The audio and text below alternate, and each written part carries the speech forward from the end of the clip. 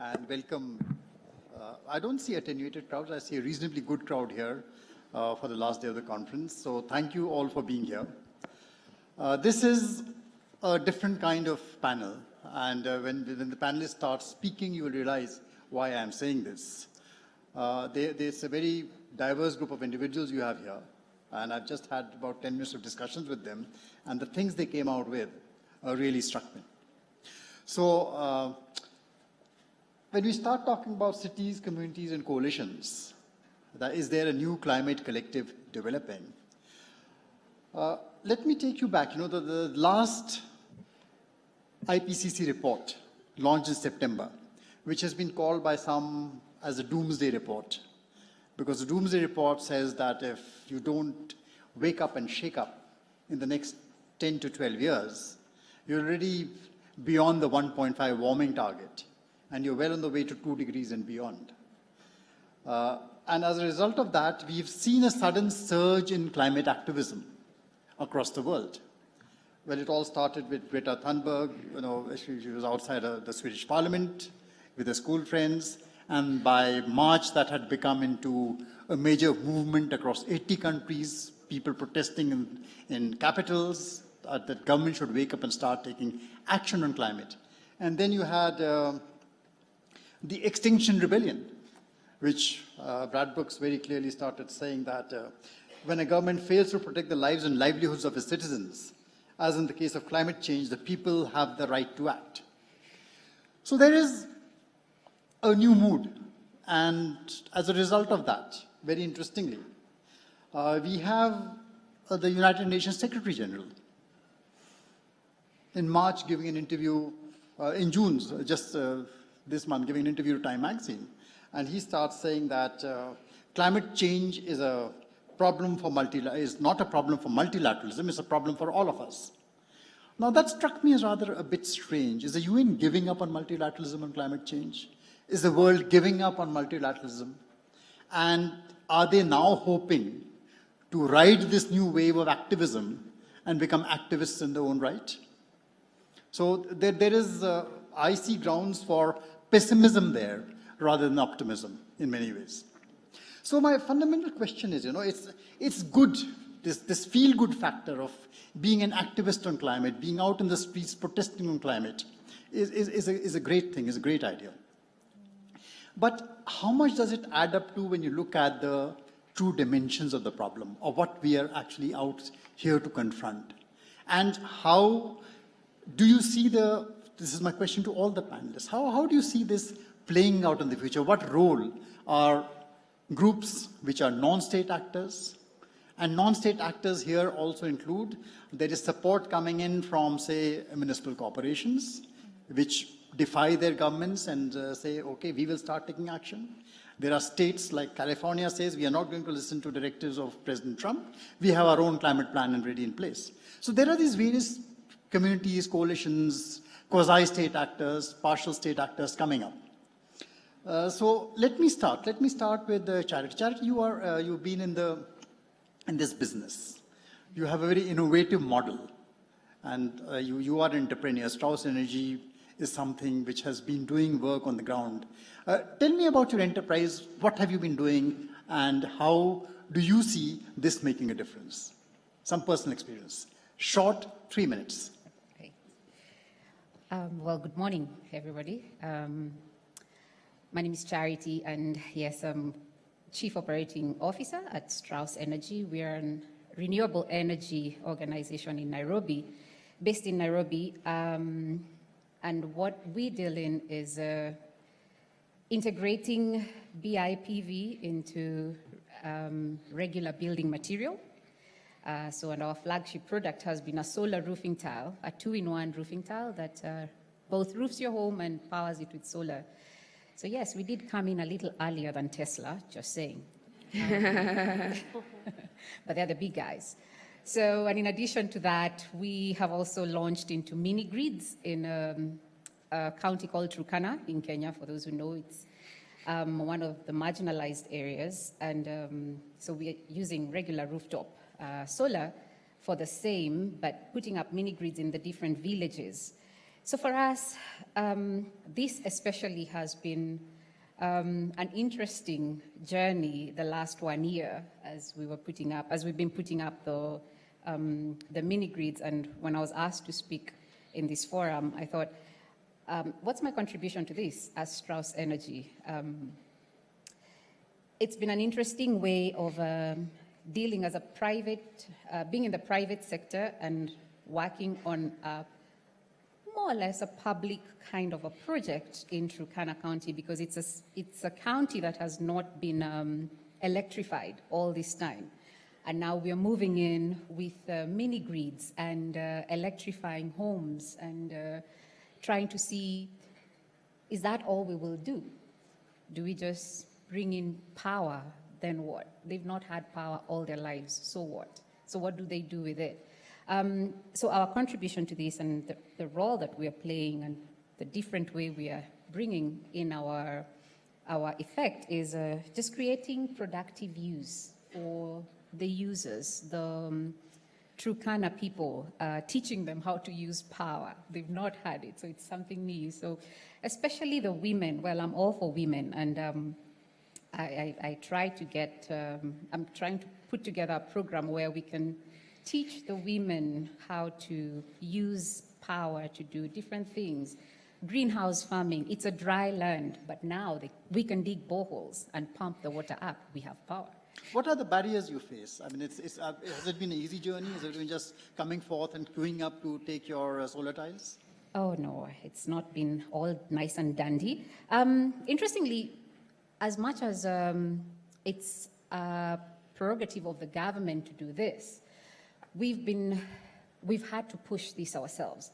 But now that we are in the system and things are moving, now the government wants in. And what we've seen is that the county government tends to take over some of the processes. They want to take over the project, but they don't want to, as somebody else said, they don't want to finance it, but they want to be the face of it. So we have to push our way through to bring up the aspect that it is Strauss Energy putting up the facility. Other things, other challenges we faced, I would say just the buy-in from the community, because this is something new we are giving them. They've never had power. So what do they do with it? Just teaching them. And there's also the language barrier. Most of them are not educated. How do you communicate with them? We have to get some of the locals to try and, pass the message on. We have to buy in from the locals as well. And just create awareness to them. And the fact that we are coming from Nairobi, we are based in Nairobi, and we're going to Turkana. So there's always the fight of why are you bringing in foreigners into our county? We can do it ourselves. It's one large battle. We're trying to, improve lifestyles, but yeah, we have to fight it through. Johannes, let me turn to you now. We've heard charity. Now, how do you actually try and upscale these initiatives? You've been doing research. You connect a lot of non-state actors. You have your own platforms to be able to do this in various ways. Now, how do you upscale initiatives like this? How does the political economy of this really shape out? It's good to have these initiatives, but how do they start making money? How do they start becoming viable and move to the next stage? All right, thanks so much. It's a privilege to be here. My name is Johannes Satella, as had been mentioned. I am a senior researcher at the African Center for Technology Studies. I'm also coordinating one of the global network of think tanks, bringing together a number of think tanks within Africa and also in the UK, and we call it the Africa Sustainability Hub.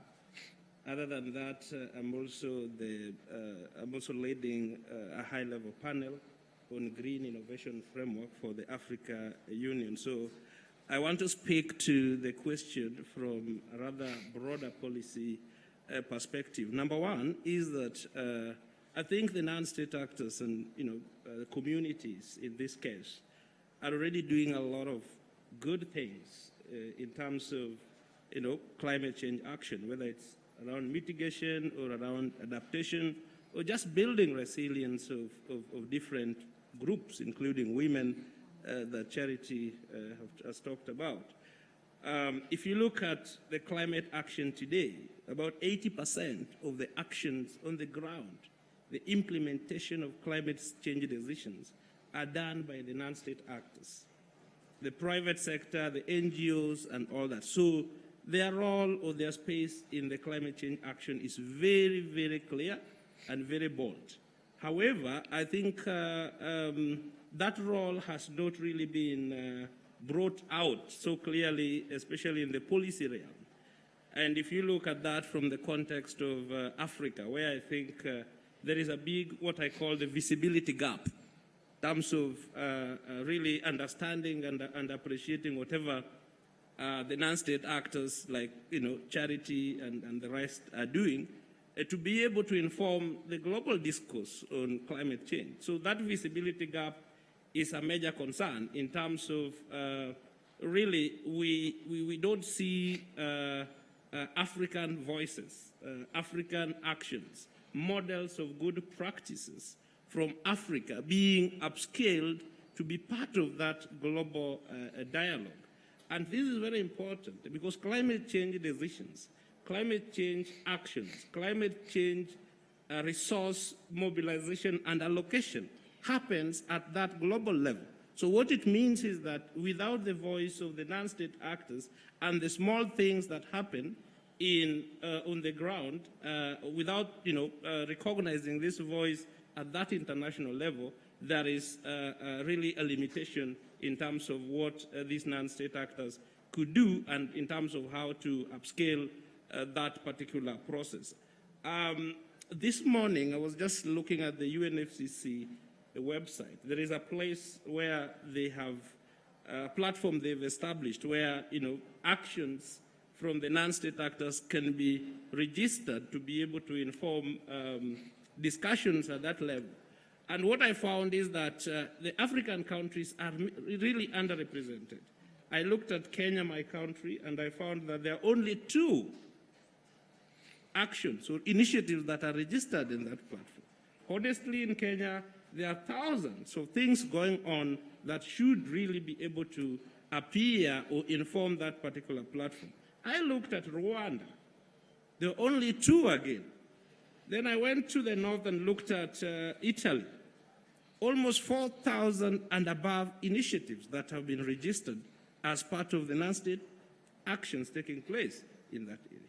So what is the problem? It's a question of how can non-state actors within Africa organize themselves, upscale what they're doing, and be able to communicate it better. So I think that is one of the areas that needs to be tackled in terms of how do they come together? How can they sort of communicate or relay some of those good models that are already happening to that global perspective? And to answer to that, last year, sometime around August, we did launch what we call the Africa Non-State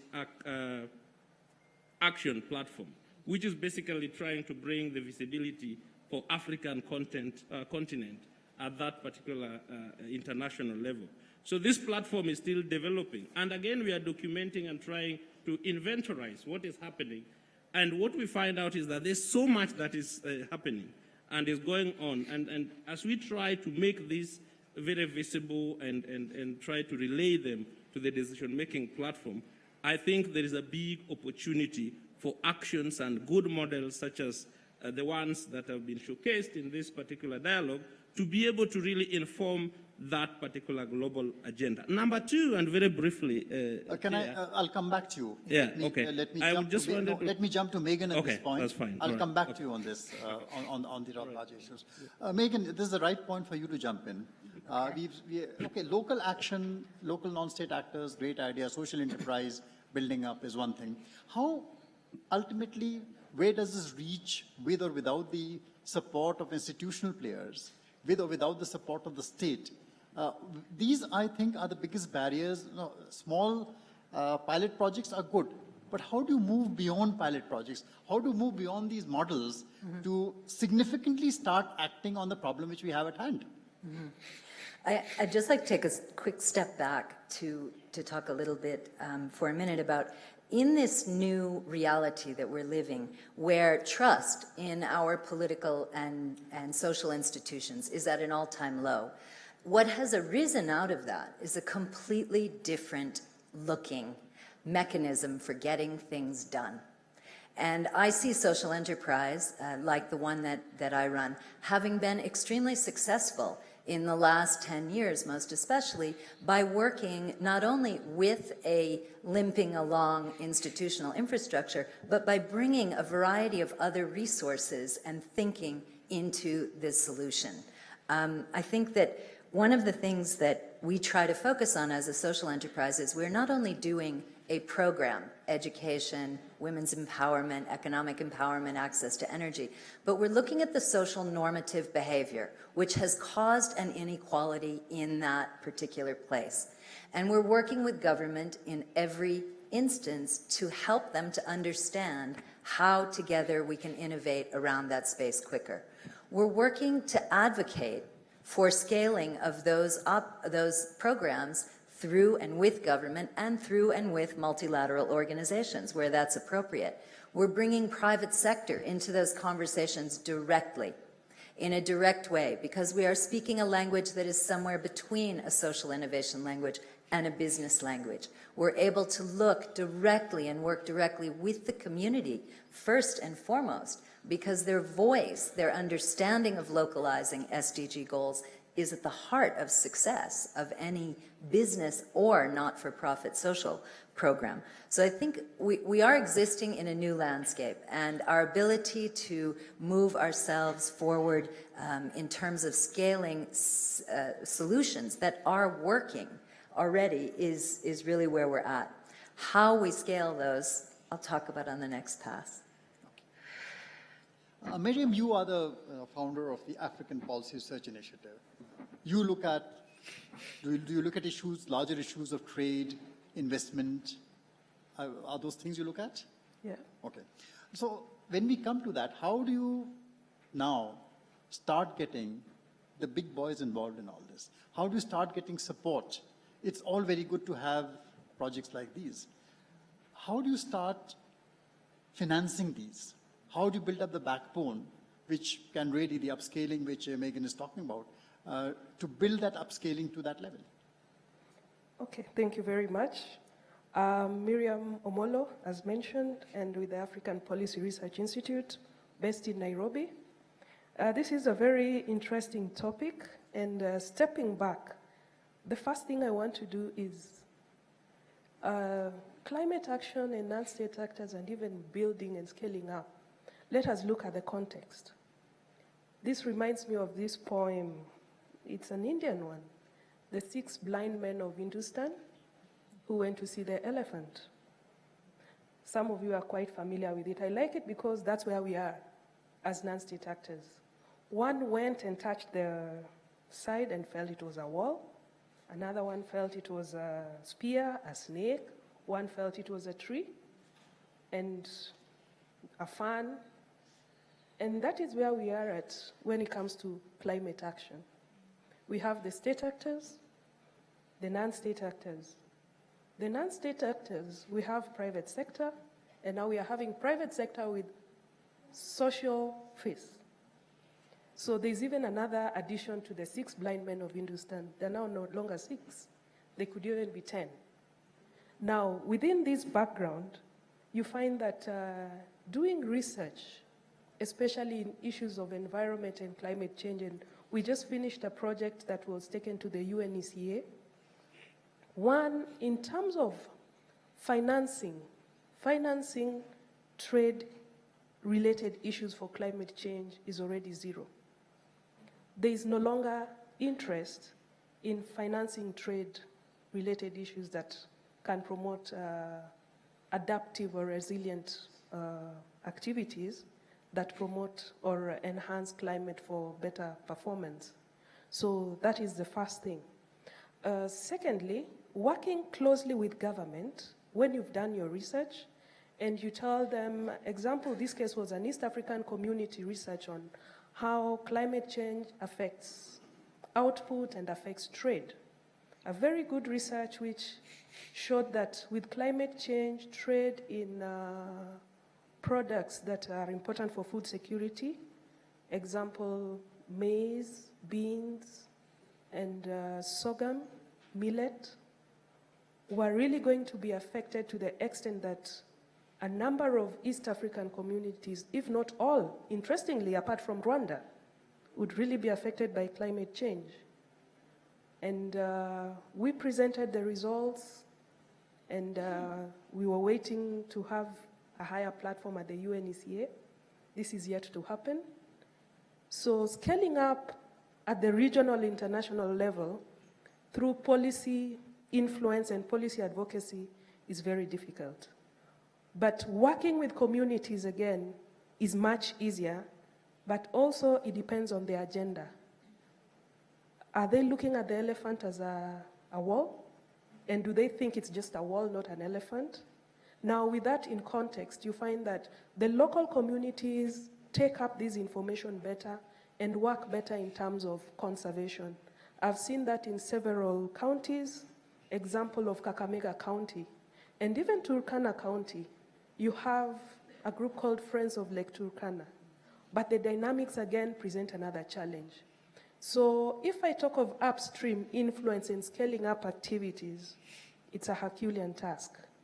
But if you go down to the local communities, it has to be local community specific, but at the same time, it is not going to be much action if we don't talk of the legal framework, the financing framework, which I know we can talk about later, and even issues of technology platforms where this information can be shared. Thank you. Thank you. Mombato, let me turn to you. We heard about the role of communities, and Charity spoke about how difficult it is sometimes to communicate with communities, to get them to understand, to get them into cooperative frameworks around a project that you have in mind. Now, you run this blog called The Afrovolutionist out of Botswana, which is seen read across 130 countries. I believe you are a techno-optimist. You believe in the power of technology. You believe that, yes, technology can be used to revolutionize this entire space, start communicating. Let me push you back. Are we at a stage where technology can be this kind of enabler? Or do you, in your experiences, find that the digital divide, at the community level, what you are trying to push through, the digital divide is so deep that technology becomes a disabler rather than an enabler? Yes. What do you say? So on that note, Dumelang, I'm from Botswana, and with regards to how we disseminate information, we look at technology with a lens of understanding how broad it is by definition. So it's not just about internet connectivity and new gadgets, but also indigenous technologies of how we communicate with each other and cultural practices, predominantly with Africa, as these are institutions that existed, that predated colonial existence, and they still exist in the post-colonial independent world in Africa. So with regards to knowledge dissemination and the technology and the digital divide, the Afrovolutionists and other organizations focus on the analog world. The analog world being USSD coding, being your star number hash for you to access knowledge on. And mostly it's because there's a high mobile penetration in Botswana. And that doesn't necessarily mean there's a high internet penetration, because data and its pricing is a blockage to people accessing the data. So we're very mindful of that, and we partner with mobile networks in order to disseminate knowledge a bit more cohesively. But not only that, but we also tap into the communicative technology that our indigenous cultures have created. In Botswana, there's a cultural system called the khotla, and the khotla is basically seen as a court. But within this court, it is aimed at raising consciousness on different and various issues within society. And in my gaze, seeing that climate change is a human rights issue, based on human interest. We utilize the Khotla system to be able to hold conversations and hold spaces with state actors and non-state actors in developing more understanding of everybody's role in society, but also to create value proposition of policy and strengthening the policy that's created.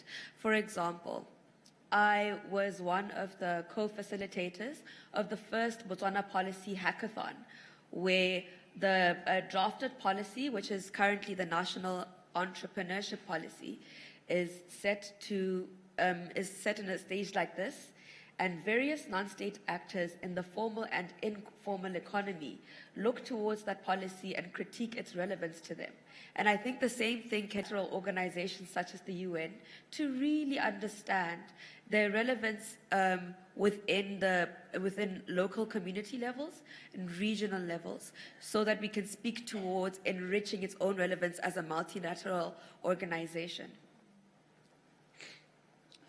Large organizations such as the United Nations, that's something which I'd like all of you to come in on, because we've been hearing a lot of noise coming out of the United Nations recently.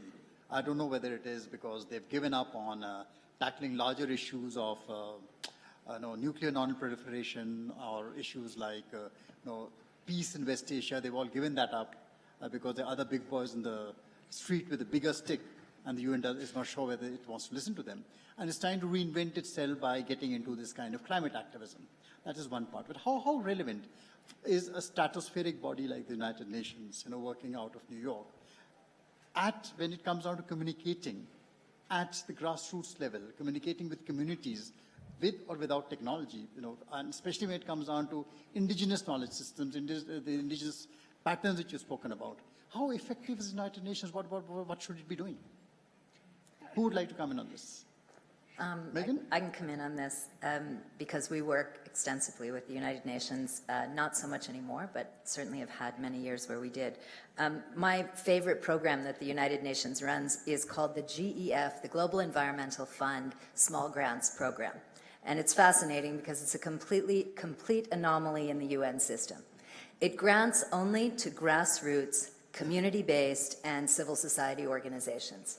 So it is one of the very few UN programs that is directly targeted to building resilience, adaptation, and sustainability economically into communities at a level of up to $50,000 a grant.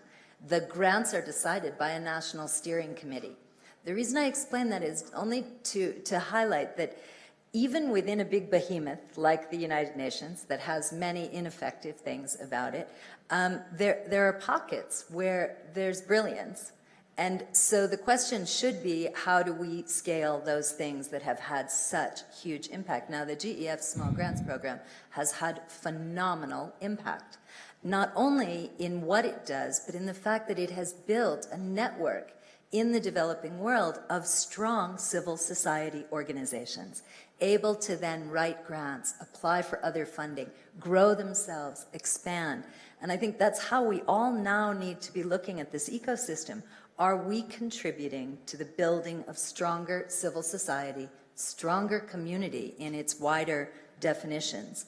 Because that third pillar, if we think of government, we think of private sector, and we think of community as the third pillar. That third pillar is what controls the forces of the market and regulates government. Right now, we have largely spent the last 15 years disempowering communities in all their forms. And I think the UN, sadly, has contributed to that disempowerment. I think I want to look at it also from a policy perspective. At the end of the day, whatever decisions are made at the UN have to seep up to the grassroots through a policy framework. I'll give an example of Kenya, where you find there's an agreement that has been signed by Kenya under UNFCCC. We have to look at the legal framework, how it will find its way up to the grassroots levels. We have a new constitution, which automatically says that once you ratify an agreement, it automatically is binding at the country level. That is one. But you have to domesticate a law. Once you domesticate the law, and it passes through parliament, then now institutions like ours can take it up and do advocacy and even reach the grassroots. But the challenge coming in again is that, especially in climate action, it is not just the UN that is playing. There are other conventions, Biodiversity Convention, and there are several players. So these players meet at the national level with different legal frameworks, some contradicting each other. A good example, we have an agreement, the wildlife, and it's being managed by Kenya Wildlife Services. We have Kenya Forestry Services doing the fauna. And when you reach the grassroots, it is not helping, it's a tug of war. Who owns this forest? Who manages the animals in the forest? So in that sense, from a policy coherence and institutional framework, it doesn't work well at the grassroots, though on paper it looks good. Thank you. I think additionally to that, it's the UN system in itself needs to decentralize the ways of their working. So it's not only by hosting these global conventions and sticking to the ideas of the global conventions, but even within relevance in a community, how you relate with communities on site is where the trust deficit happens, and is also where the tug of war happens in itself. We need to ensure that the UN is able to collaborate on a grassroots level and ensure communities on community level can collaborate with other communities. For example, a community in Eta village in northern Botswana would have similar issues than with a community in Gweru in Zimbabwe. And the UN is well aware of both of these issues, both of the parallel issues that each of these communities have, but it's not very common that you'd find these two villages that are separated by a border interacting and interlinking with each other in order to scale their projects. So that's the biggest issue that the UN currently deals with, that we have already decentralized our world, but the institutions that currently exist aren't as decentralized as we are, and that's where the tug of war is coming from. But I mean, just to add to that as well, I'm a strong believer in having an institution or a person taking leadership. So, and then the rest come in, and I mean, there's policies set, there's different activities that have been laid out, how the ones below, how the institutions below the one making the decisions at the very top implement what has been set is now what we need to question. I mean, I'm a strong believer in in multilateral process. It's cumbersome, yes, I agree, but it's critical. It is critical and it is essential because it also gives us a platform on which we can monitor progress. So all countries or all players have a global accounting system. But the players under where the policy has been set are the ones to be questioned. So it's for us, our governments, our institutions, our communities, you know, as we trickle down, how are we implementing what has been already put in the accounting system? Because we need to follow a certain set of rules, but then still contextualize them and localize them to the country or the area. Can I push back? Yeah, I fundamentally disagree with that on a variety of levels. No offense, Charity. I think that's exactly the model that doesn't work. And we're looking at a world that's been made by that trickle down. It's all going to happen for everybody on the ground, and everybody on the ground is going to know what they're doing. This is not working, and I'm into trying to figure out how we get things done quickly, efficiently, cost effectively, and against climate with urgency now at escalation. So I think looking to those institutions for a trickle down result is absolutely not what we need. What we need is, and it's fascinating, just to add to that, it's fascinating. I was with the executive director of UN Women a couple of months ago in a room with a mixed age group of people, and she was talking about Beijing 2020 and the women's conference on women's rights in Beijing, which is coming in 2020. The millennials in the room didn't even know what that was. So, this is the reality we're facing. Our millennials, who are our decision makers, are our future decision makers, are the ones that are accessing social media and really using technology to leverage messaging. They're way ahead. And they want to know why the UN isn't keeping up. And they were asking her that question. So it was a fascinating discussion. But I think technology is such a leveler. I don't think we need the UN to collect data. We have amazing technologies that can collect our data for us, from sensors on solar panels to mobile phones and 3G networks, really analog kinds of solutions that are able to collect real-time data for us. That's much more accurate because it's coming directly from people on the ground. Yeah, so I would argue that, yeah. So let's move. You'll come in, Jones. I'll bring you in on this. Let's move beyond the UN. My next curveball is then if you have these, community coalitions coming up, there's a lot of room and space for social enterprise to get into the space and start doing new things using technology. How are we going to go the next step forward and get the big boys of Wall Street, the pension funds, the bankers, interested in these projects and interested in these projects beyond CSR? Because at the moment, all this is part of just corporate social responsibility. But moving beyond corporate social responsibility is the real challenge. It's a shift, I think. It's a shift in even the current economic model of extractivism.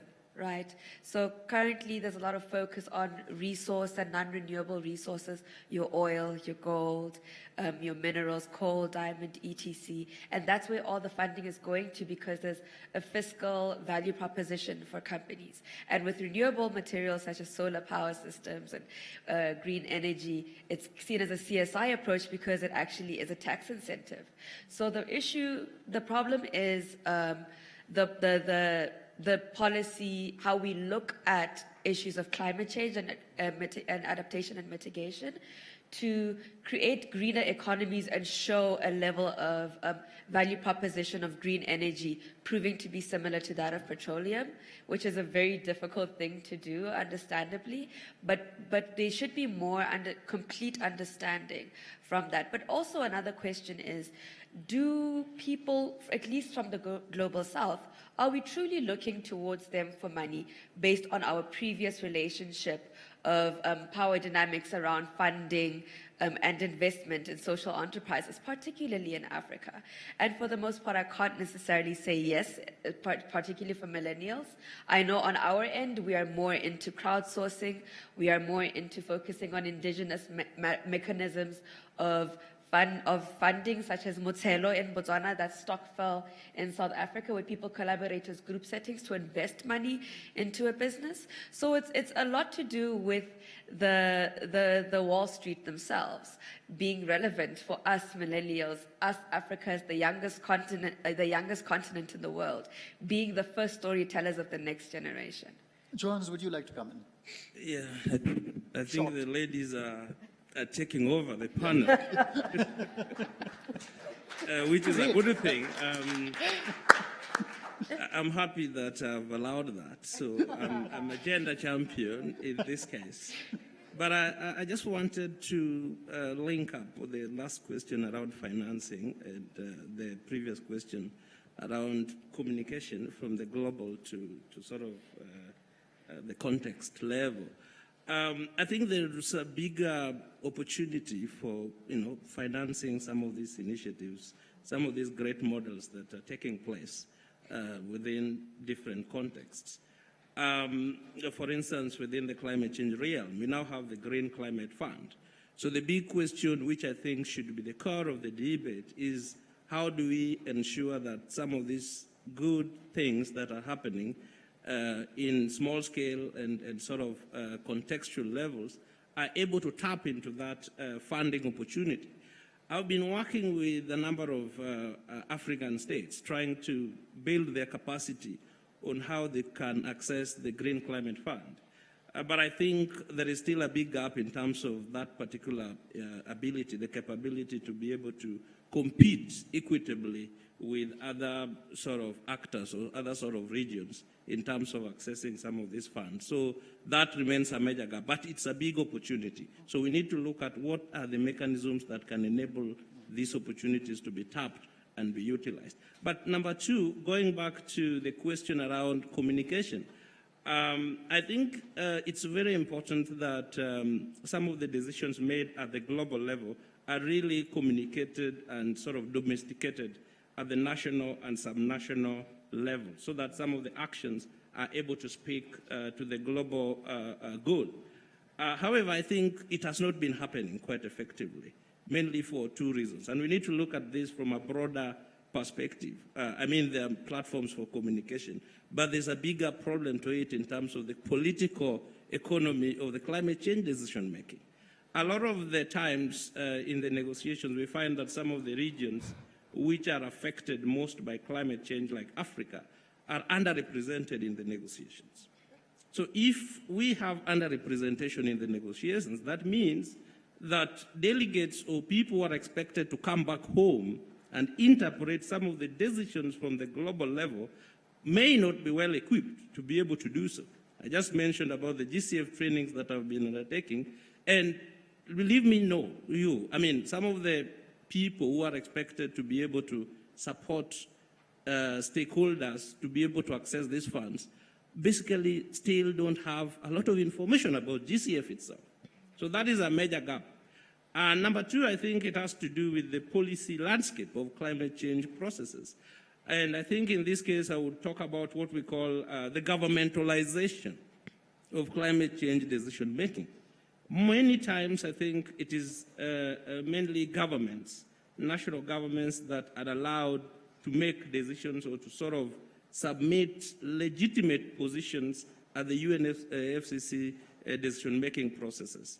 And in that case, there's a lot of non-state actors who are left out in terms of representing their voices and in terms of sort of informing the processes. This is because a lot of times governments are more interested in their sort of international relations and development agendas, some of which might not necessarily speak to the communities or might not speak to some of the strategic roles that the non-state actors are already undertaking. So I think the idea around cascading climate action from the global to local levels need to be seen from a much bigger perspective in terms of the political economy of climate change decision making. Okay, I'm going to open this up to the floor, and while you queue up behind the mics for any questions that you may have, there are 3 mics here, so please feel free to stand up there. Let me throw another question at you, another curveball. It's very good to speak about collective action through communities, through diverse groups coming forth, and we're seeing a lot of that happening around the world. What is my biggest fear and the biggest danger which we are seeing developing in this space?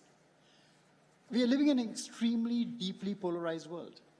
Societies are extremely polarized.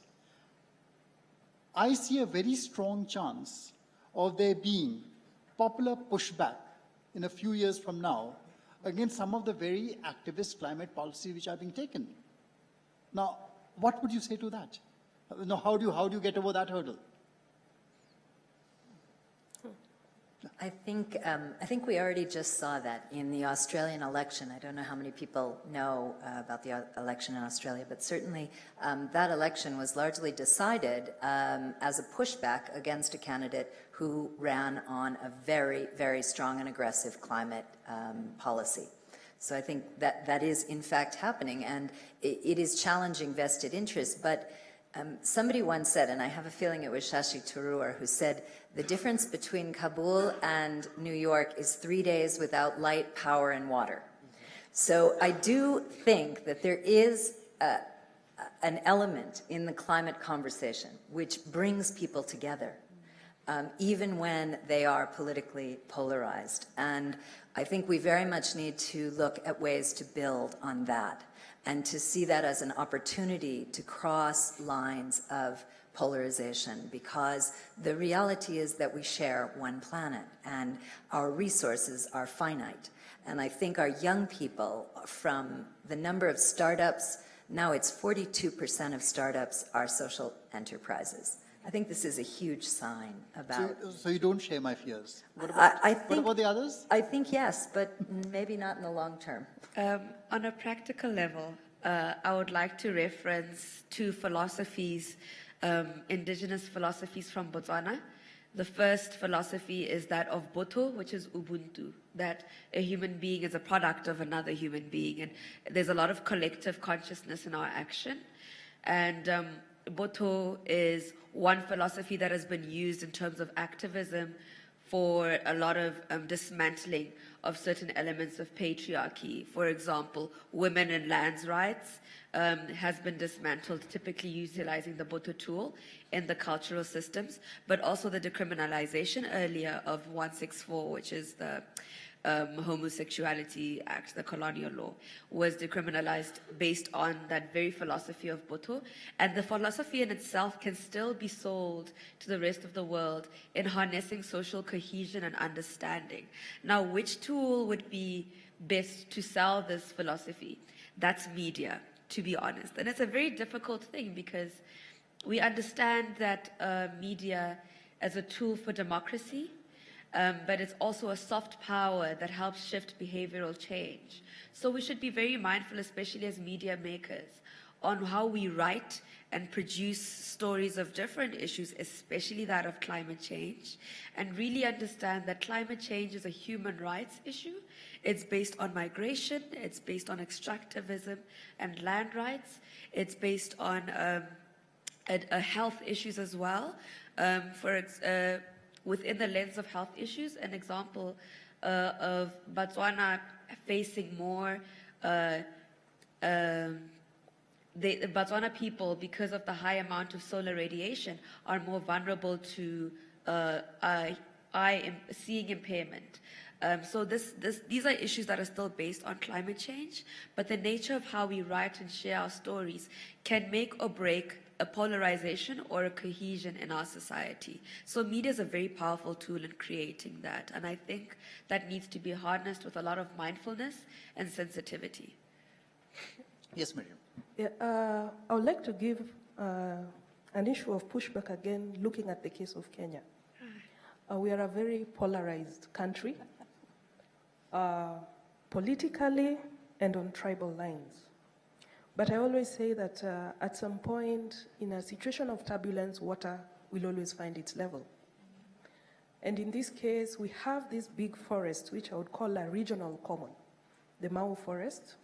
And some time back, one of the prominent politicians said there was need to evict those who are living in that forest because that's the water table.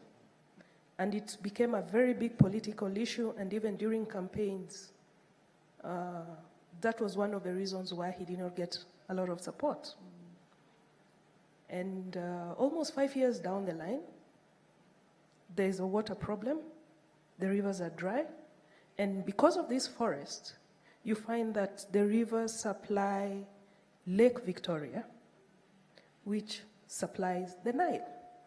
So this is a regional common that even affects Egypt. So in the beginning, it was a political issue and very politicized. But where we are at right now, it has to be conserved. It has to be taken care of. So there can be pushback, but you can never joke with nature. It will always catch up. And it's caught up with us right now. Yeah. I still don't see anyone at the mic, so let me place another question. I'm getting the impression that having a weak, dysfunctional state is actually an enabler to many of good community-led coalitions. Is that true? Or do you need state intervention at some level to help these initiatives progress and move further and faster? I think state initiatives in this case, and I'll talk about Kenya, which I'm very familiar with, especially in environment. If it will help push the political agenda, then there will be support. But if it does not, you'll even see in terms of funding from the exchequer, there'll be very little. Currently, I don't think the environment docket receives even more than 8% of the national budget. So in our case, it's all political. And when there is a political buy-in, then it can be pushed easily. Environment is still not top in the agenda, but towards elections, I know it is likely to be top when it's affecting livelihoods.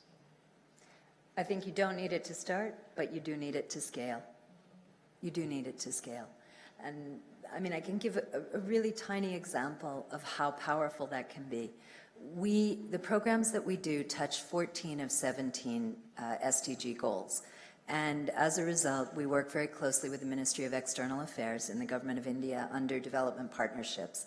And through funding with them and our ability to negotiate with 5 African governments in sub-Saharan Africa, we have a joint venture as the implementing agent in building 5 institutions of learning for women who cannot read and write. They are the only vocational technical schools in Africa for women who have never had a formal education. And they are funded by 5 host governments and the Government of India. And then we've brought around that private sector resources, private philanthropic resources, and even community resources. So I think when you're co-creating, and I think we've heard that a few times over the past couple of days, when you're able to co-create with enlightened bureaucrats and with enlightened foundations and private sector money, you can achieve incredible things that are generated from the community and for the community without marginalizing them. So great, let me ask you a final question, and actually I'll end up, since the audience is not asking questions, I'm going to put something to vote. Oh, we have a question. Can you go to the mic, please? There's a mic right behind you, over there.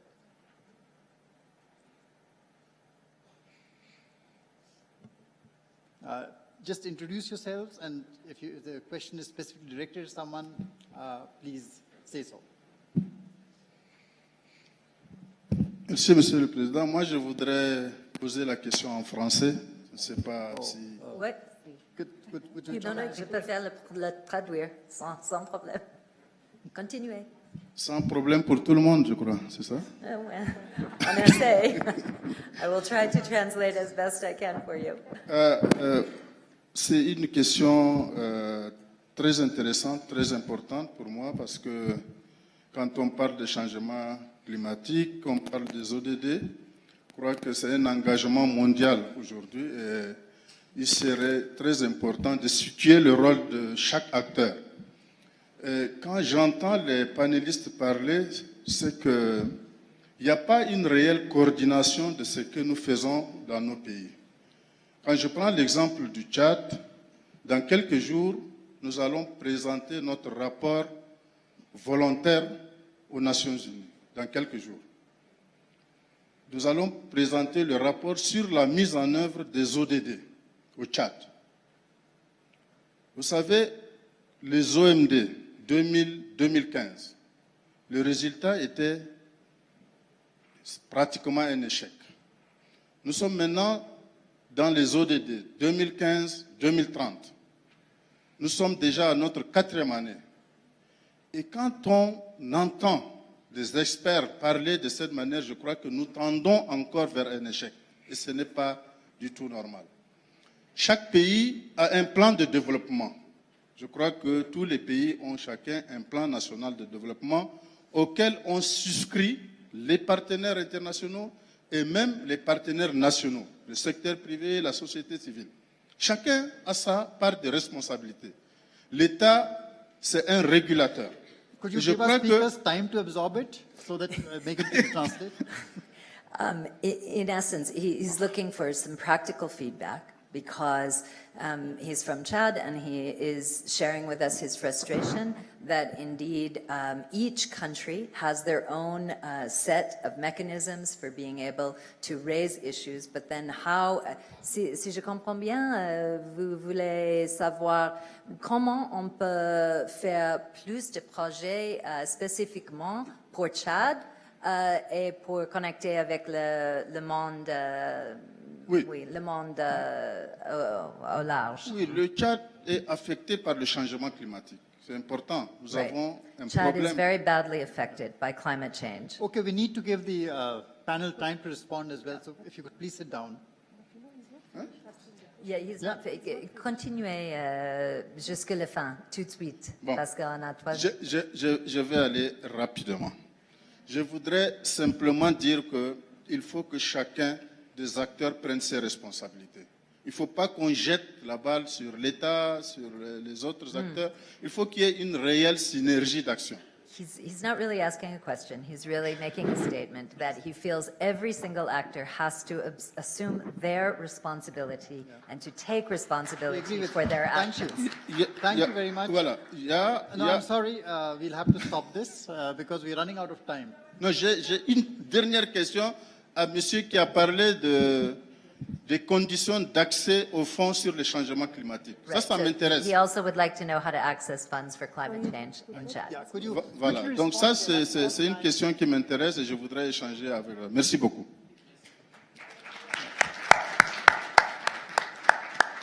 Now, you have just about 30 seconds each to respond to this, so quickly.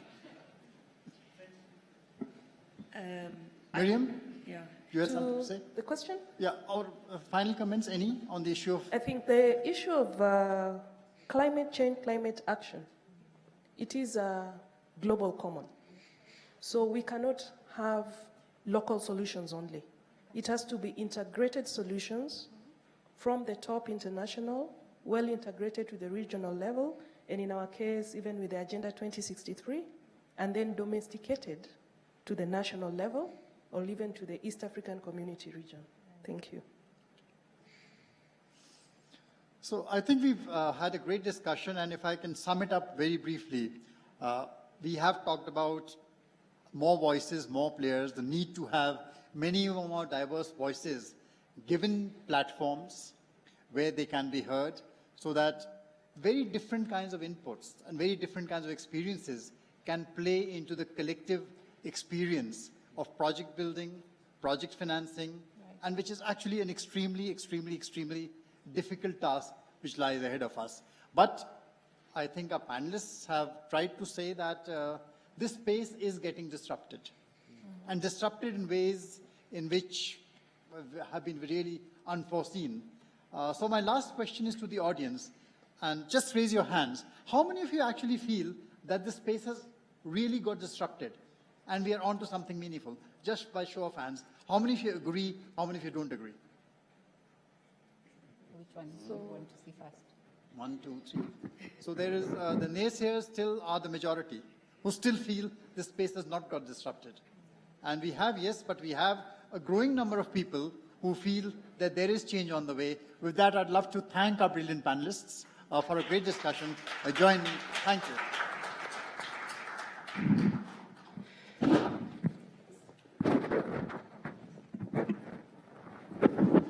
So thank you, Mr. Joshi, and the speakers for this excellent panel discussion. We'll be starting the next panel in just a minute, which will look at common futures, discussing Rwanda's leadership of the Commonwealth. So we'll just take 1 minute break, and the speakers will be here in just a moment.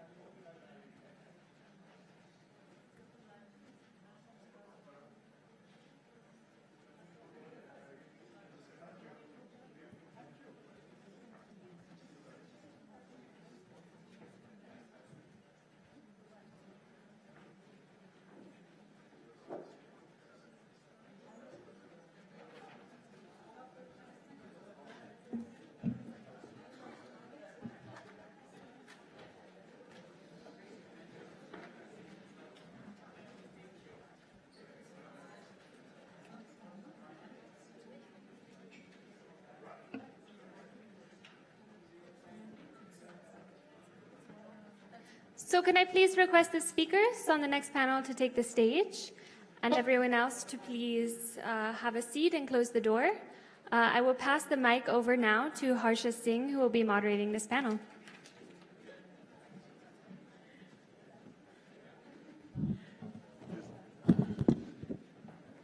microphone is functioning. Your sorry. Is it functioning? Sounds like it. And mine as well. So, my phone. good morning, everybody, and thank you for participation. I look forward to some questions also at the end, as is the practice. We have a session today on common futures and the role of Rwanda in the Commonwealth. We have a very eminent panel here. Philip Parham, on my right, is the UK government's envoy to the Commonwealth. We have Philip Cotton, who is Vice Chancellor, University of Rwanda. We have Tanobi Nagom. I hope I'm pronouncing it correctly. Yes. Yeah. I'm quite surprised, but yeah. She is the Program Director and Associate Fellow at Observer Research Foundation. We have Yusta Kaiteli, Acting Chief Executive Officer, Rwanda Governance Board. So we have a set of people experienced with both the learning process as well as the planning process for a common future. Without spending any more time, I'll request Philip Parham. We have two Philips today. So we hope the session will give a Philip to the issue. So Philip, please, the floor is yours. Thank you very much, Harsha, and good morning, everybody. It's good to be back here again after being here on Wednesday. So maybe if I just set the context in which Rwanda's leadership of the Commonwealth will come. As most of you know, we had a Heads of Government meeting of the Commonwealth last year in London in April, and there were a lot of very ambitious commitments that were made at that meeting. And of course, there is a pattern often of big meetings, and it was a big meeting. We had 46 heads of government there out of the 53 Commonwealth members. There's a pattern of having big meetings with big announcements and then not a lot happening afterwards, and then another big meeting in a couple of years' time and more announcements without referring back to the previous one and what may or may not have happened since.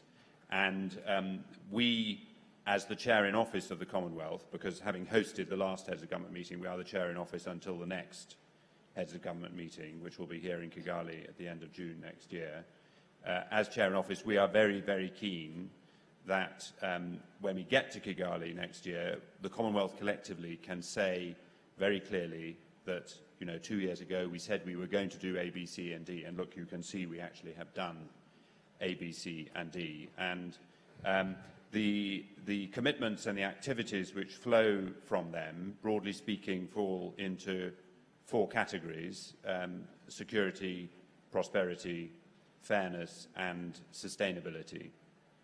And to give you just some examples of what that means in concrete terms, under the prosperity heading, for example, we have something called the Commonwealth Connectivity Agenda, which the heads kicked off last year, which is all about Commonwealth governments trying to work with each other and with their private sectors in order to enhance connectivity of all kinds between them to increase flows of trade and investment and therefore to increase prosperity. So this is looking at digital connectivity, regulatory connectivity, physical connectivity, business-to-business connectivity, and so on. And for example, the UK and South Africa are co-chairing the work on digital connectivity.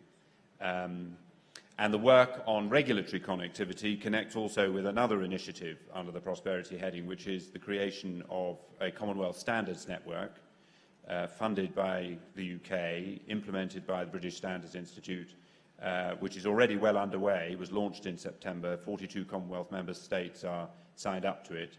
And this is all about helping and encouraging Commonwealth members to adopt and implement international standards and, in due course, to influence the development of international standards in ways which will increase, again, their ability to trade effectively internationally.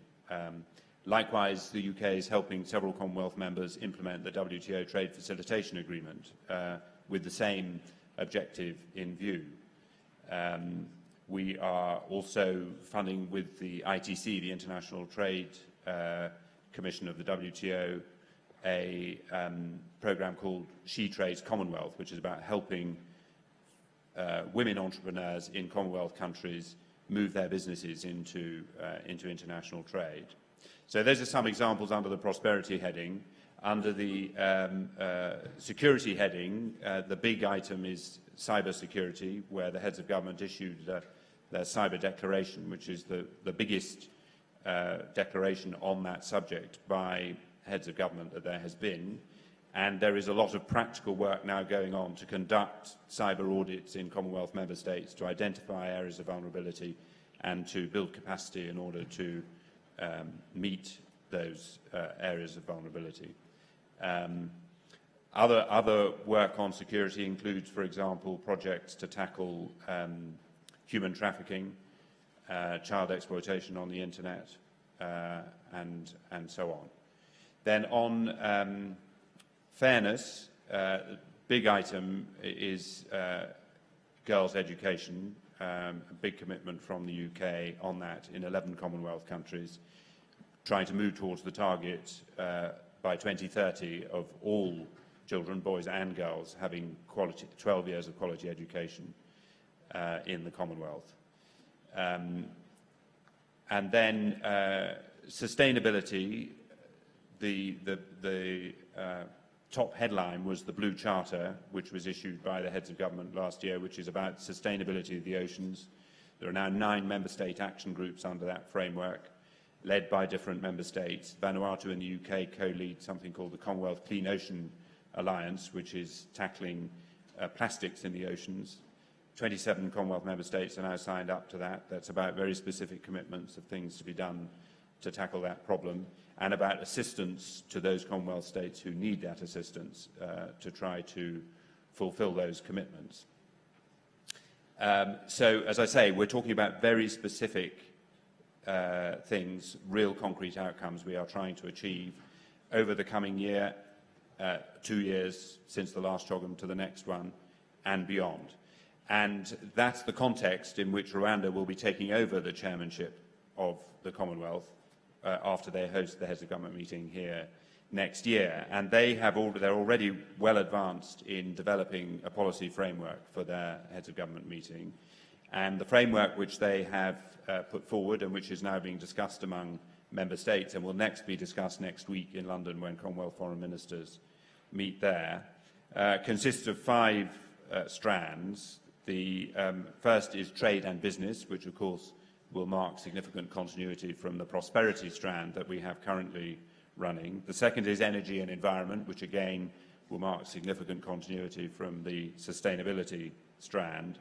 The third is ICT and innovation, which of course will have significant links to the work that's already underway on cyber. And the fourth is on governance and the rule of law, which of course has significant links to some of the fairness agenda from the last Heads of Government meeting. And the fifth is youth, which is of course a key theme for the Commonwealth always. 60% of Commonwealth population is under 30 years old. And for us, youth has been a sort of cross-cutting mainstreamed issue. The Rwandans are putting that sort of up front as a key headline item alongside the others. So you can see that there is a lot of continuity. There's a lot of focus on concrete outcomes, and I can tell you that the Rwandan authorities, from my discussions with them, are already focused on the story which they and the Commonwealth will have to tell in 2022 at the next Heads of Government meeting, 2 years after the one that will take place here next year. You know, they're already thinking, what will we do next year which will lead to concrete outcomes by 2022, which is great. That's exactly what we, the UK, are keen to see in the Commonwealth. And I should emphasise that the Commonwealth, of course, is 53 freely associated, sovereign, independent states, each with an equal voice, moving by consensus. That's the way that the Commonwealth does business. I should also emphasise that it's about 3 different, broadly speaking, 3 different types of actor. There's the 53 member state governments, which may well be at least 54 by the time we get to the next heads of government meeting. There's the Commonwealth Secretariat, providing that sort of central facilitating role. And there are all the different networks and organisations of the Commonwealth which are independent, like the professional associations of things like judges and magistrates, local government, architects, engineers, the Enterprise and Investment Council, and so on. And the trick is to try and pull together the value in all those networks and try to make the whole more than the sum of the parts. And so just finally, I would say that the particular things which I think Rwandan leadership will bring to the Commonwealth are obviously the unique experience of Rwanda, and the unique perspective that comes with that will bring something very special, I think, to their leadership of the Commonwealth. On issues like fragility and vulnerability and addressing those, which is very important to several Commonwealth states and on which Rwanda, of course, has a remarkable story to tell. Technology and the leapfrogging ahead with the use of new technology, and under their heading of ICT and innovation next year, I think that will be a very exciting area. The whole business of accountability and performance measurement of government delivery for its citizens, which I think we'll hear about from Usta later, and gender and what's happened here in Rwanda on gender, which is, again, a key theme for the Commonwealth, and on South-South cooperation. And finally, also, if you look at the framework which the Rwandan government is putting forward for next year, under the Energy and Environment heading, they have a new strand on sustainable urbanization, sustainable human settlements. And I think that could be a very exciting whole new area where the Commonwealth can bring real value for its members. Thank you. Thank you, Philip. That was an extensive introduction to the Commonwealth, the common future, role of Rwanda. I now request Philip Cotton and I'll request shorter interventions from, that's okay. You gave a very good overview. So Philip Cotton, the floor is yours to tell us more about the specific role and the position of Rwanda in certain contexts to prepare some of the things which Philip had talked about. Thank you very much and good morning. I have the most exciting job in the world because I'm one of 27,000 vice-chancellors in the world, and I think I'm the luckiest vice-chancellor in the world. I'm the most privileged because I have some of the most precious jewels that any country can produce in my 30,000 community-strong university. I have 27,000 undergraduates on 10 campuses around the country. We're the only public university in Rwanda, having merged 14 public institutions. So part of our context is the different cultures, histories, and traditions within the 14 institutions that now make the one university, the University of Rwanda. And as I explicate something about the context of Rwanda, I'm going to tell you something of the University of Rwanda. And the first thing I want to tell you about is the role of students. Because you want students to help to shape the future of education, and specifically higher education. And we've done that in very simple ways. So I already worked in the University of Rwanda. I used to head the College of Medicine before I became Vice-Chancellor. And when I moved to a different office block, I immediately moved the offices around. It's the kind of thing Vice-Chancellors do, I guess. But one of the first things I did on the first day is that I moved the Student Guild office, the Student Representative Council office next door to mine. The second thing I did is in Senate, I moved the Deputy Vice-Chancellors away from me, and I brought the Student Guild, the student representatives, to sit next to me. And I tell you that story because that story is the story of Rwanda. It's not the story of the University of Rwanda. Because the University of Rwanda reflects the nature, the culture, the values, the history of Rwanda, and solves the problems of Rwanda. And trying to bring compassion into a university as great as ours is something that we're working with other member universities in the Association of Commonwealth Universities with. How do you value every single individual in your university? How do you create a sense of belonging? And in this last academic year, I spent a substantial part of my budget, more than $6 million, in refurbishing student accommodation. Not laboratories, not teaching rooms, not giving my staff more trips, but actually refurbishing student accommodation, their bedrooms, their bathrooms. Why? Because we care about our students. If I cannot look my students in the face and say as I say to them, I love you, then we're actually not doing the job we're called to do within the context of Rwanda. The other thing I want to tell you about very briefly is teaching. We have to change the way that we teach people if education is going to liberate learners. So instead of sitting people in classrooms and being obsessed with knowledge-led intended learning outcomes, and then when they've passed the exams, paid their money, we send them out for experience. We're increasingly sending them out for experience first and then inviting them back to meet with us and saying, tell me about what you learned, tell me about what you saw, and I'll help you make sense of that. Because we're translators. We help people make sense of the world. We help people understand what it means to be truly human. And the last thing I'm going to tell you about in this round is our research. The University of Rwanda in the last few years has developed some centers of excellence. We're the only university in sub-Saharan Africa to get 4 World Bank centers of excellence in phase 2 of funding. Addis got 3, no other university got more than 2. The University of Rwanda got 4. The Africa Center of Excellence in Innovations in Teaching and Learning, Maths and Science, hallelujah. The Center of Excellence in Big Data, hallelujah. The Center of Excellence in Internet of Things, hallelujah. And the Center of Excellence in Energy for Sustainable Development, my 4th hallelujah of the morning. We have 8 centers of excellence. We have a total budget for those centers of excellence of $80 million.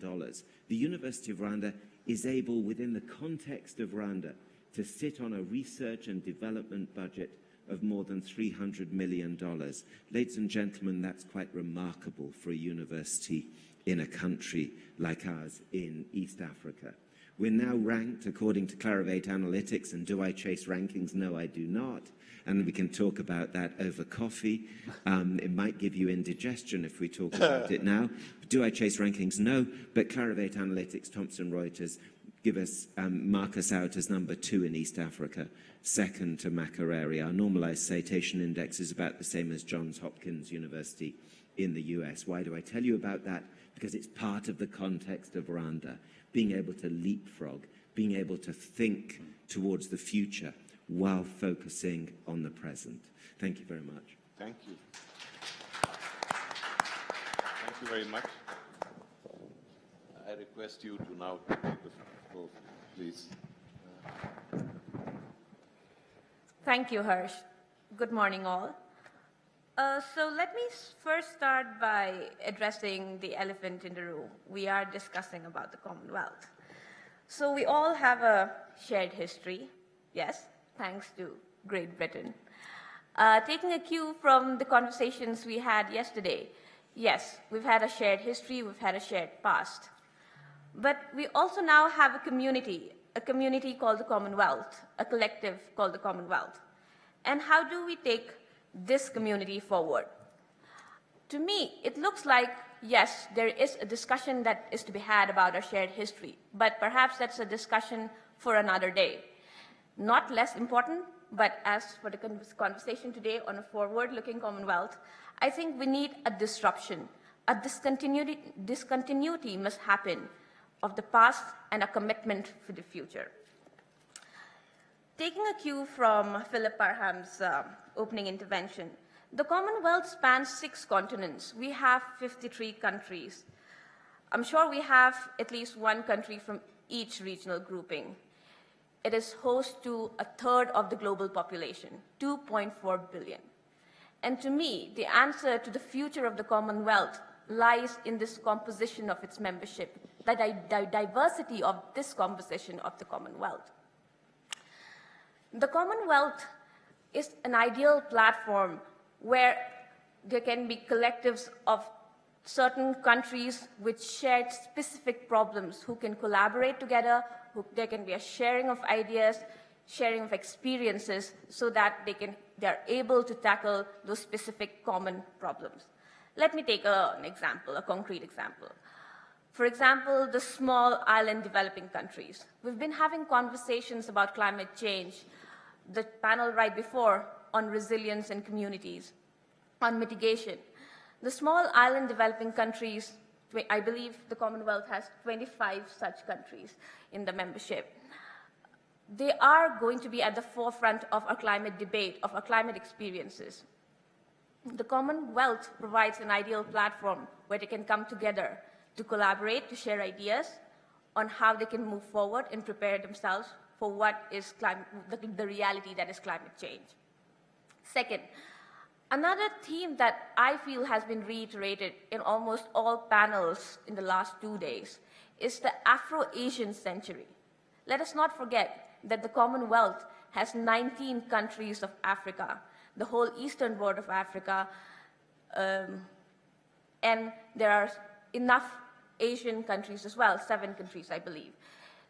The Commonwealth has a large number of developing and emerging countries, and what it provides is a platform for the sharing of real-time experiences as we move towards sustainability, as we move towards prosperity. We have a common official language. We have common institutions. We have fairly similar legal systems and business practices. The vehicle is in place. It is our moment to take that opportunity. We must move forward from the sentiments of the past to the commitment for the future. Thank you. Thank you. Thank you, Tana. Yusta, I would request you now to focus on the role of Rwanda, because we've got a very comprehensive picture about the Commonwealth, the issues. We saw the Rwandan way of, connecting and compassionate education. In other ways, how Rwanda can play a special role. Thank you very much. Good morning.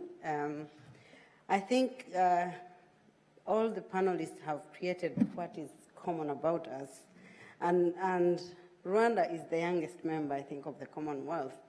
And that doesn't make us the most spoiled, but we are so lucky that we are hosting, having confidence of the older members to host the Commonwealth next year and to have leadership.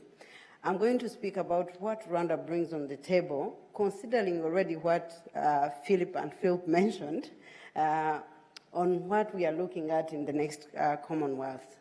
But what Rwanda brings is what its story is. And I'll start from what already has been mentioned. 25 years ago, yesterday, we celebrated. I read at least 23 years ago, somebody had written that Rwanda was a destroyed nation. And when the people of a country are destroyed, when you are the biggest contributor of refugees across the region, when you have suffered a genocide that has killed over 1 million people, when you have had a war that lasted for 5 years, you qualify to be destroyed. So 25 years, that's where we picked ourselves from a number of refugees, from wounded at war, from homeless people, from the first home being tents for many people and not having those tents. And that's where we start from, and today we are seated in this room. So I will speak of the things that made the Rwandan story and which is what we contribute, I think, to the Commonwealth. We all have a common challenge in the past. Many of the members of the Commonwealth have gone through fragile situations, in and out. But how you exit the fragile situation and apply the word common is what we used as a nation. And we embarked on 3 very strategic choices that everybody has to look into. And if you don't look into that, there is accountability. We have pursued our togetherness. That doesn't mean that we don't have different opinions. But we all want to survive as a nation and to develop and transform the people of Rwanda. And therefore, we must agree on certain things that are going to make us progress. Because we are not even a rich country, therefore we have to be to agree on how to prioritize and spend our resources. So togetherness has meant a lot of things. It has meant building trust in one another. I think it was mentioned it's a core value of the Commonwealth. It has meant including whoever must not have been included. I should mention 25 years ago, women did not, if you were a Rwandan woman and you had a child and the father was not known, that's the only time that child would be a Rwandan.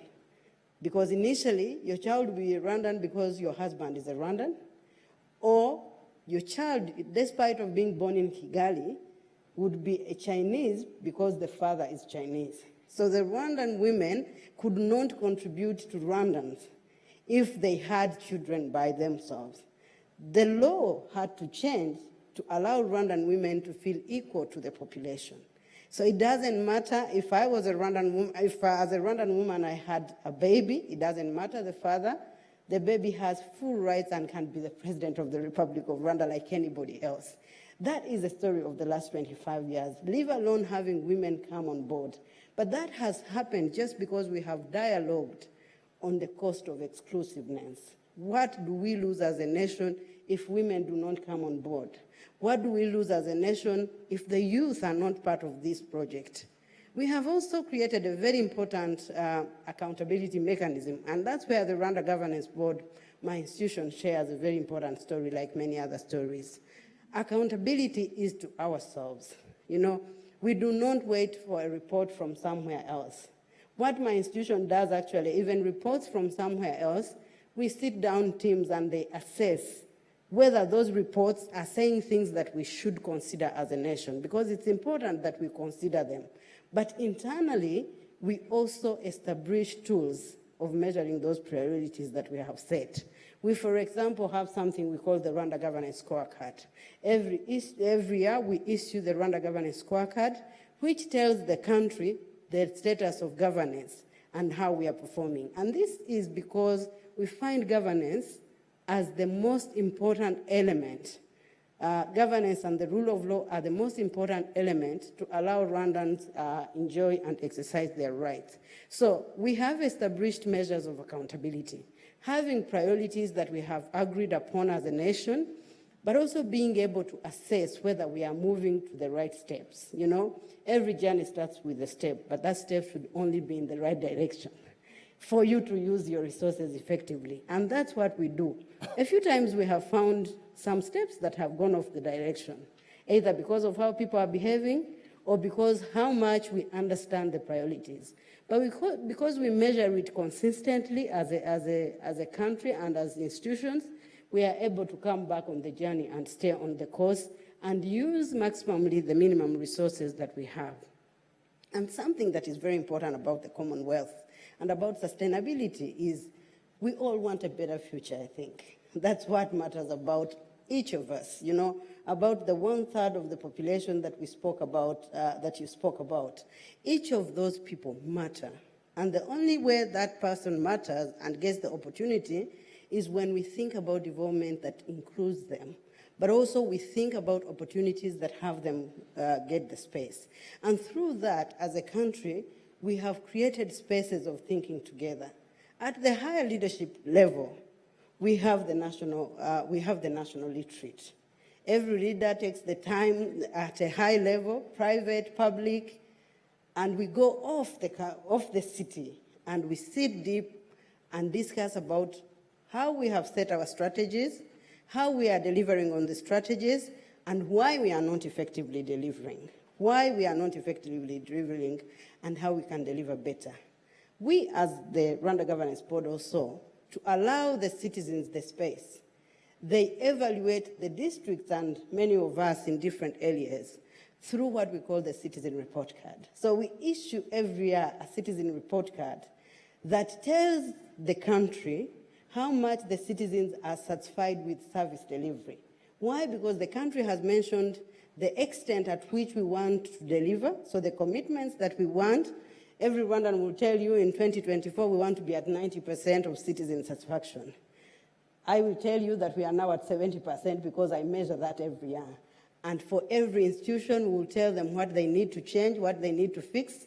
And sometimes the fix is about the people. Sometimes you need to fix the leadership of the institution by excusing some of the leaders. I'm just being polite, but by excusing some of the leaders to allow those who have the passion and the interest in yielding the people. The people have a say and they must have a role.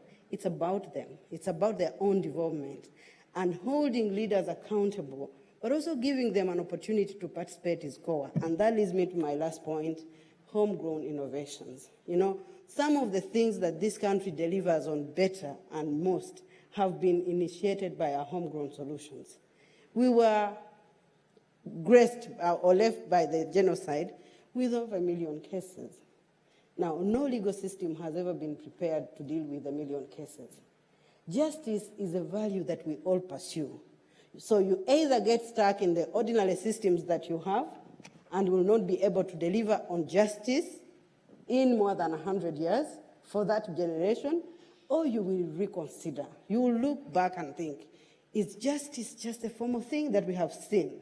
Or these people who never killed each other for more than 100 or thousands of years, now have killed each other. The reason they didn't kill each other at the time, they had a value that is called justice. How did they interpret? How did they put to life that specific value? And that's how we brought our Gacaca courts, because Rwandans, on a day-to-day basis, they don't go to court every day, and doesn't mean they don't get conflicts. But in their communities, they know how to deal with conflicts and go on. Merging the opportunity of the justice values that we have today, but also using what people understand most as communities, the sense of justice that is a life value for the communities, gave us an opportunity to have a justice system that is effective. So we have had innovations as a country in the areas of governance, in the areas of development. If you were here last Saturday, you know, I was speaking to Phil Cotton, and he said, oh, my legs are hurting, I went to Uganda. Every Saturday we go to, every last Saturday of the month, we go to our communities and we participate in the cleanness. The moment you participate in the cleanness, you will also participate in keeping away the dirt. That's how we have been able to keep away the plastics that are on our streets. So trying to create a common understanding on the common values, but also being able to be innovative in thinking about the approaches. We are graced as a Commonwealth with so many approaches that have moved institutions from one level to another. Rwanda brings its story as the youngest, as one that has had an experience that was terrible, but as a story that is emerging and trying to be effective and trying to give value to each of the people that are in this country. The innovations and the opportunity to allow the space to innovate, I think, is what we are bringing to the Commonwealth as a country. Thank you. Thank you. Thank you very much. You know, we saw there's a lot which is common in the Commonwealth. And actually, even with diversity, you can find common approaches, common objectives. But there is also special in each of them. And I was just thinking about experiences creating a perspective to address the concerns of others in a way. You know, there's this saying that only the person who wears the shoe knows where it pinches. And I have 4 pages of points which I took from all of you. You've given a very rich background. I was just thinking that probably Rwanda is one country which would tick most of them in terms of, so you don't just sympathize, you empathize. And the title is A Common Future, Rwanda and the Commonwealth. You've given a very rich tour of the issues. What I would request now is, suppose you were the head of state of Rwanda, wanting to create the path ahead for the next 2 years. Each of you, because we don't have much time, I request you to give me 2 areas or 2 initiatives or 2 mechanisms which will really leave the stamp of Rwanda. Philip, I request you to begin. Thank you. Well, it's very difficult to limit it to 2 because I think, as people will have heard, there are so many unique and specific things. You can come back if something is left out. Which I think Rwanda can bring to its leadership of the Commonwealth, we have as to I then mentioned. go to the questions. 2, yes. Yeah. So I would pick out the application and development of technology and innovation for development, and as part of that, the whole issue of sustainable urbanization and sustainable human settlements.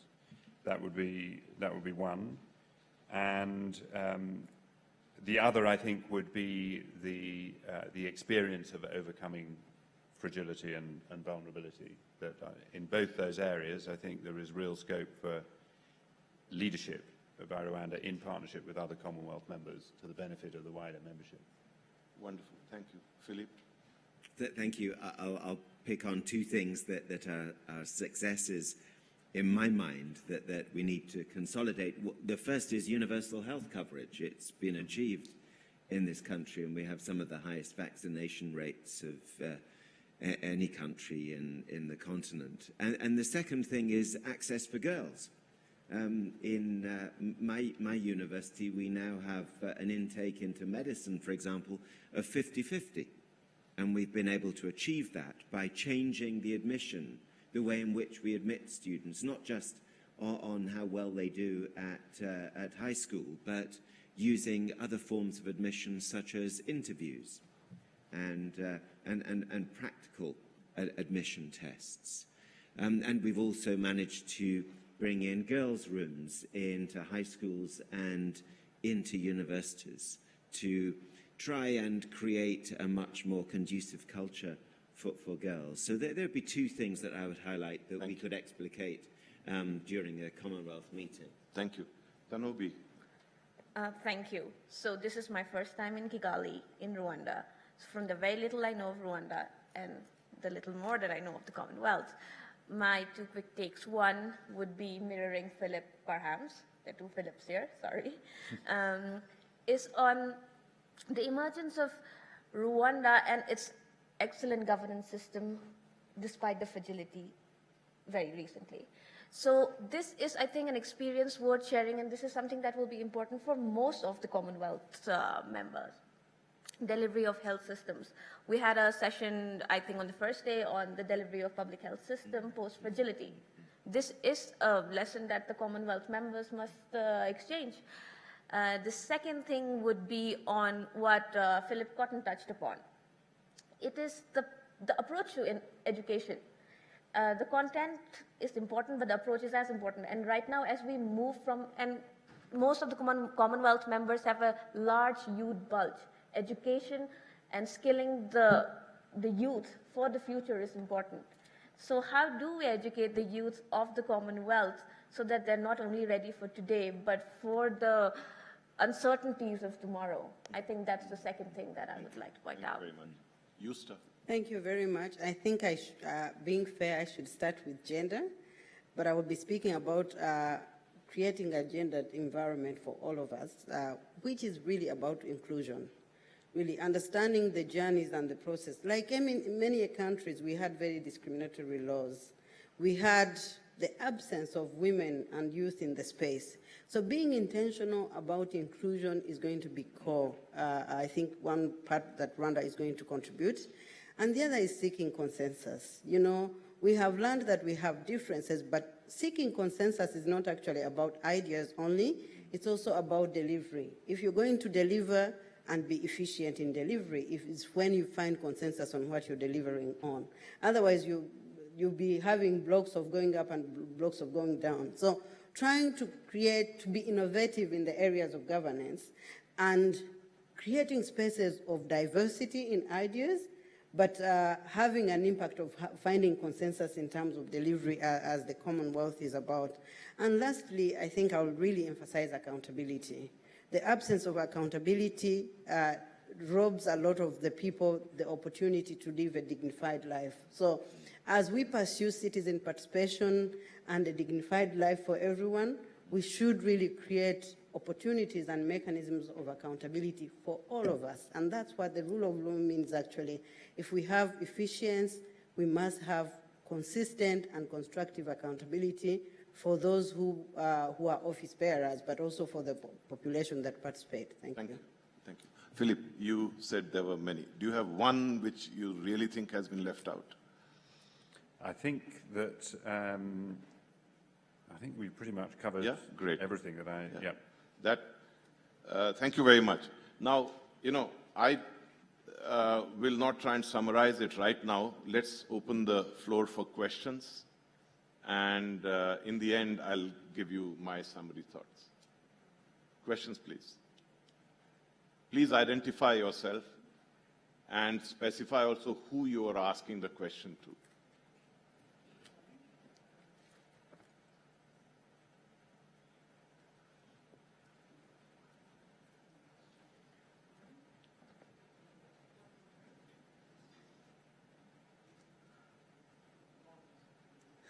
Just come closer to the microphone, maybe. It's not working? Okay. Is the other one working?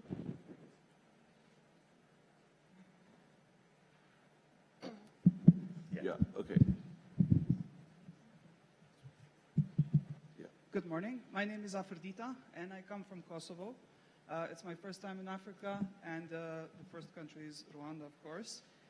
If I am allowed to take the liberty and to draw a parallel, we have also had a... Can you ask the question, please? Yes, but I need to make the context. We don't have much time. That's the reason I'm asking. So, to draw a parallel, we also had the conflict back in 1999, and we very shortly are not doing so well in resolving our issues. So my question to the panel is... Can you identify one person you'd like to answer? The gentleman on your right. Philip Param. Okay. Yes, just if you can maybe give your overview on what is the formula to develop like this, like Rwanda did, because I am a little bit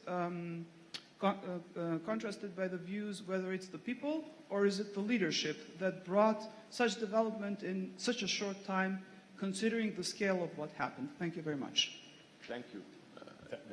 Let's collect a few questions. I mean, I think that question is best answered by you. Any other questions? Yeah. So I'm Chris Zalewski from Poland, and I have a question for non-British members of the panel. We have a very good chance that a British Prime Minister, next British Prime Minister, will be very vocal supporter of something which he calls Empire 2.0. And don't you think that this kind of language can be a little bit disruptive in talking to other members of the Commonwealth? Okay. Any other question?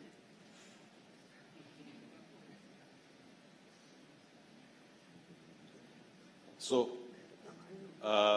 Philip, you can also address.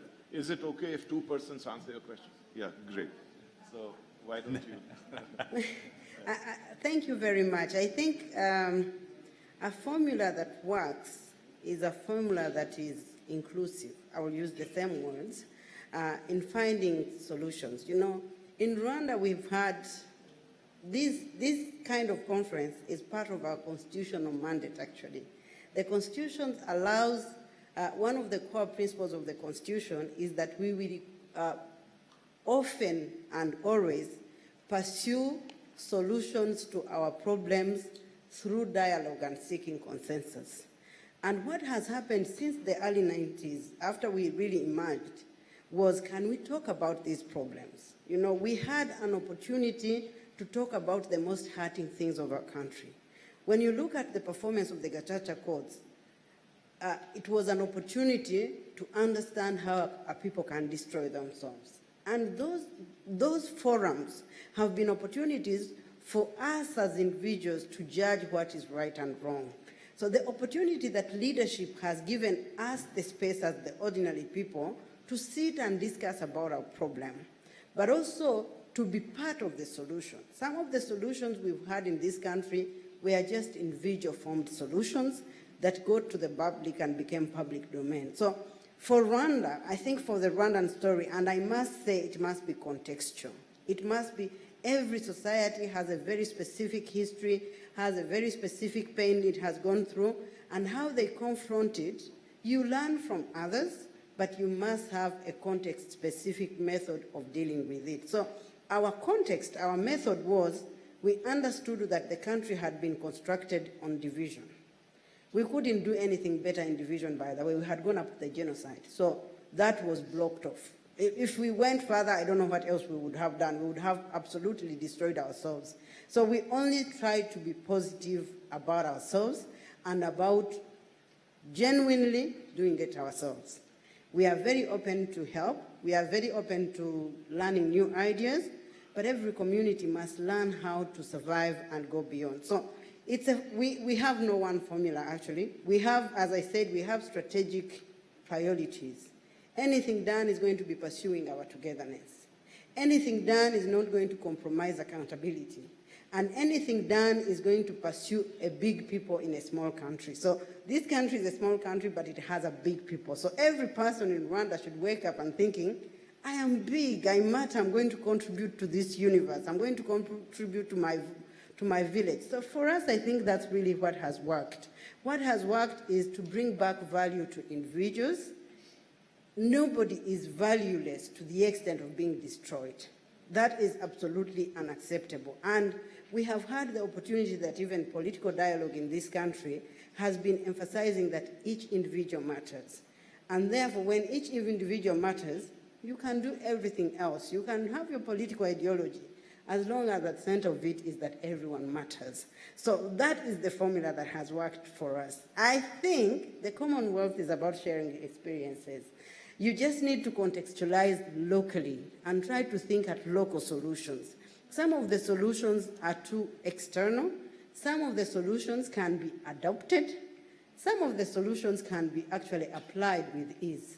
And, you know, for the Rwandans to use Gachacha, it was very easy. They have used it in their smaller villages. Scaling it up to a national project was much easier than many other things. But we also maintained that space of engaging. Philip will know, and I will know, that sometime in December, we have a national dialogue.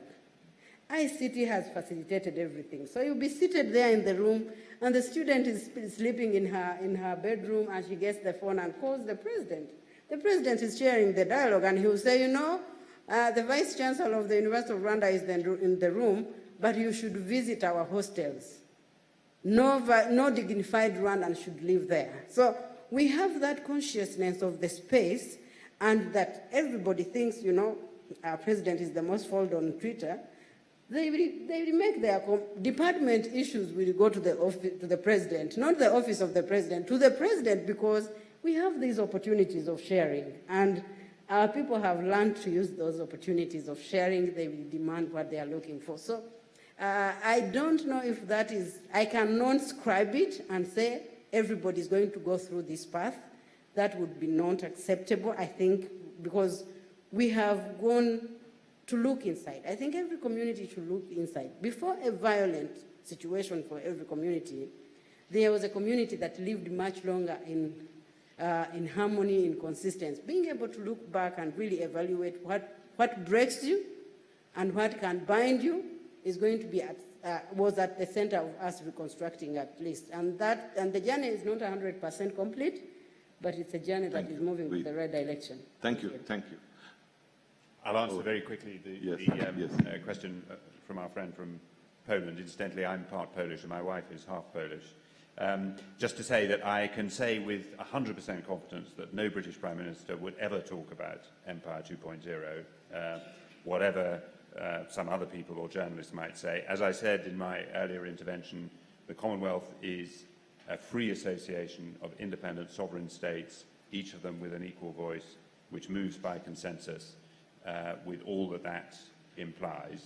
And the fact that Rwanda is going to be the next chair in office of the Commonwealth, Rwanda, which is the newest member of the Commonwealth, has only been in the Commonwealth 10 years, and which has never in fact been administered by the United Kingdom, unlike most members of the Commonwealth in one form or another. That is an illustration precisely of the vitality and the diversity of the Commonwealth. And it's a great illustration, and we very much welcome it. Thank you. Thank you. We have come to the end of our session. Just very quick summary, very quick, in answer to your question, that both people and leaders matter, in my view. But what has to happen is the clarity of objective, the clarity of strategies, what mechanisms and methods, and that's where use of technology, inclusiveness, compassion, etc. come in. Therefore, perhaps a case study approach where you take a structured framework with objectives, strategies, mechanisms, methods, and then fit it into your own situation. And the leader has to learn from it. So Thank you all. It's been a very rich discussion.